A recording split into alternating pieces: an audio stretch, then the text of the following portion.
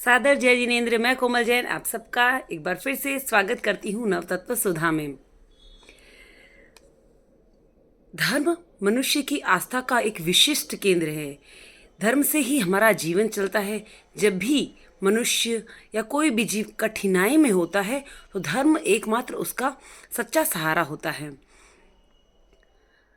धर्म क्या होता है? जब हम धर्म की बात करते हैं तो रीति रिवाज, परंपरा, व्यवस्था, अलग अलग जगह धर्म की अलग अलग परिभाषाएं बताई जाती है। जैसे एक सैनिक जो बॉर्डर पर रक्षा करता है, युद्ध करता है, देश की रक्षा करता है, तो वह उसे अपना देश रक्षा अपना धर्म बताता है। ठीक उसी प्रकार जो पंडित है वो पूजा पाठ, स्वाध्याय, इन सब को अपना धर्म बताता है। जबकि गृहस्थी चलाने वाली औरतें गृहस्थ धर्म को भी अपना धर्म, अपना कर्तव्य समझती है। इसी प्रकार धर्म की अलग अलग परिभाषा अलग अलग परिप्रेक्ष्य में हो सकती है, परंतु यह सब हो गए लौकिक धर्म, यानी कि संसार को चलाने वाले धर्म।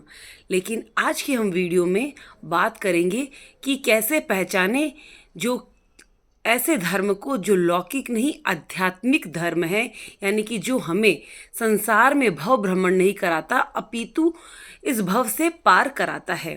तो आज के इस वीडियो में हम समझेंगे धर्म की पहचान के 5 प्रकार।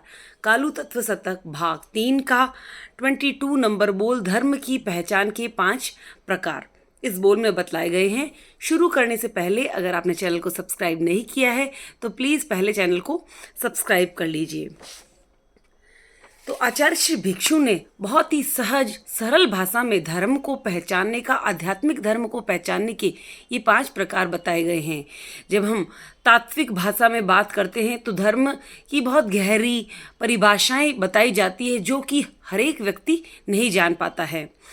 लेकिन धर्म की पहचान के इन 5 प्रकारों के द्वारा हम सरलता से एक छोटे से बच्चे को भी समझाएं या फिर जिसे ज़्यादा ज्ञान नहीं है ऐसे व्यक्ति को भी समझाएं तो उसे समझ में आ जाएगा कि धर्म क्या होता है। तो धर्म की पहचान के 5 प्रकार में पहला है त्याग धर्म है, भोग धर्म नहीं है। दूसरा है आज्ञा धर्म है, अनाज्ञा धर्म नहीं। संयम धर्म है, असंयम धर्म नहीं। उपदेश धर्म है, बल प्रयोग धर्म नहीं। अनमोल धर्म है, मूल्य से प्राप्त होने वाला धर्म नहीं। तो एक एक करके समझते हैं। पहला है त्याग धर्म है, भोग धर्म नहीं। जितनी भी पापकारी प्रवृत्तियां हैं ऐसे आचरण का, सपाप आचरणों का त्याग करना धर्म है। भोग के साथ धर्म का कोई भी अनुबंध नहीं है। त्याग अरहत भगवान की आज्ञा में है, भगवान ने इसकी आज्ञा दी है, इसलिए त्याग को यहाँ पे धर्म कहा गया है। तो जो भी ऐसी प्रवृत्तियां जो हमें भोग के लिए प्रेरित करती है वो करने से धर्म नहीं होता। जो पापकारी प्रवृत्तियां हैं उनको त्याग करेंगे तो वह धर्म है। दूसरा आज्ञा धर्म है। जिस आचरण की अरहत, तीर्थंकर या वीतराग आज्ञा देते हैं वह आचरण धर्म है। यहाँ आज्ञा से तात्पर्य माता पिता की या गुरुजनों की या बड़ों की ऐसी आज्ञा की बात नहीं की गई है। यहाँ बात की गई है जो हमारे अरहत हैं, यानी कि भगवान महावीर, तीर्थंकर ने जो आज्ञा दी है, जिसे धर्म कहा है वह धर्म है। जिस आचरण के लिए भगवान की आज्ञा नहीं है वह धर्म नहीं है। जिस काम को करने में अरहत की आज्ञा का उल्लंघन होता है वह धर्म नहीं है। जैसे कि अभी बताया कि त्याग को धर्म कहा गया है, तो जहाँ पे भोग की प्रवृत्ति है उसे हम धर्म नहीं कह सकते हैं। उसके बाद तीसरा है संयम धर्म है, असंयम धर्म नहीं। इंद्रियों, मन और वृत्तियों का जितना जितना संयम साधा जाता है, चाहे मन, वचन, काया की कैसी भी प्रवृत्ति हो, कोई सी भी प्रवृत्ति हम कर रहे हैं, लेकिन उनसे अगर हमारा मन, हमारा वचन और हमारी वृत्तियाँ संयम पूर्वक संयमित हो रही है तो वह धर्म है। अथवा जितना व्रत होता है वह धर्म, असंयम या अव्रत धर्म नहीं है। जैसे श्रावक भी 12 व्रतों का पालन करता है लेकिन वह पूर्ण रूप से व्रती नहीं होता है, इसलिए उसे चारित्र का अधिकारी, पूर्ण चारित्र का अधिकारी नहीं माना गया है। क्यों? श्रावक ने जितनी जितनी मात्रा में व्रतों का पालन करता है, जितना जितना उसका संयम सत्ता है, उतना उतना उसके धर्म होता है। और जहाँ संयम नहीं है, असंयम की भावना है, खुलावट है, वह अधर्म है। चौथा है उपदेश धर्म है, मूल्य बल प्रयोग धर्म नहीं है। धर्म का संबंध हृदय परिवर्तन से है।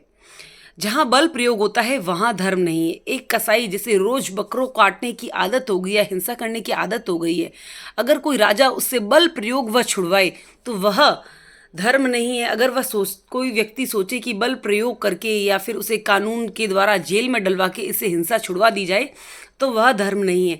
अपितु उसे समझा बुझाकर उसका हृदय परिवर्तन करवा कर जब वह ऐसी स्थिति में आ जाए कि वह स्वतः ही ऐसी हिंसा का त्याग कर दे तो वह धर्म है। तो उपदेश के द्वारा अथवा साधनों के प्रयोग के द्वारा ग्रंथियों के स्त्राव बदलने, अंतःकरण में होने वाला जो परिवर्तन है वही धर्म की सही पहचान है। अगर किसी अधिकारी ने आदेश दे दिया कि आज सबको मंदिर जाना ही है, पूजा करनी ही है, या फिर आज हमें माता पिता ने ज़बरदस्ती आदेश दे दिया कि आज तुमको समाई करनी है, अब मन नहीं है और ज़बरदस्ती मुखपत्ती बांध के हम बैठ गए और मन ही मन हम राग द्वेष से भरे हैं, सामायिक में मन नहीं लग रहा है, तो वहाँ पे धर्म नहीं होगा। तो कहने का तात्पर्य है, ये सिर्फ एग्जाम्पल था कि बल प्रयोग से धर्म नहीं हो सकता। धर्म एक आंतरिक भावना है, हृदय परिवर्तन की भावना है। जब हमारा हृदय परिवर्तन होगा, हृदय में करुणा भाव होगा, तभी धर्म होगा। पांचवा है जो अमूल्य है, जो अनमोल है वह धर्म है, मूल्य से प्राप्त होने वाला धर्म नहीं है। धर्म एक अमूल्य तत्व है, उसे किसी भी अर्थ में, किसी भी अन्य साधन से खरीदा नहीं जा सकता है। और जो भी ऐसी चीज़ जिसे हम खरीद सकते हैं या बेच सकते हैं उसे हम धर्म नहीं कह सकते हैं। जैसे कि कहा, कभी कभी हम अक्सर कहते सुनते हैं कि यह दान करो तो तुम्हें धर्म होगा, पर लौकिक दान से धर्म नहीं होगा। धर्म वही दान से धर्म होगा जो हमारी आध्यात्मिक उन्नति करवाए। तो कोई भी कार्य अगर हम कर रहे हैं उसमें धन का प्रयोग कर रहे हैं तो वहाँ धर्म नहीं है। धर्म एक अमूल्य वस्तु है जिसे मूल्य के द्वारा खरीदा नहीं जा सकता है। तो निष्कर्ष की भाषा में हमने समझा कि भोग, अनाज्ञा, असंयम और बलपूर्वक और मूल्य से प्राप्त होने वाले तत्व धर्म नहीं होते हैं। धर्म वही है जिसमें अर्हत की आज्ञा होती है। धर्म की यह व्याख्या मौलिक है और अनेक भ्रांत धारणाओं को दूर करने वाली है। यह परिभाषा इतनी सामान्य है कि इसके लिए हमें यह कहने की आवश्यकता नहीं है कि हमें जीवन में धर्म को स्थान देना है तो हमें बहुत सारी क्रियाएं करनी पड़ेगी, पूजा पाठ करना पड़ेगा, दान पुण्य करना पड़ेगा। नहीं, धर्म की यह परिभाषा है बहुत ही ज़्यादा सिंपल है, सरल है। अगर हम इनको समझते हैं तो अपने नित्य के जीवन में हम धर्म को अपना जीवन का एक अभिन्न अंग बना सकते हैं। अगर आपको वीडियो पसंद आया है तो प्लीज़ इसे लाइक कीजिए, ज़्यादा से ज़्यादा शेयर कीजिए और चैनल को सब्सक्राइब कीजिए। ओम अरहम।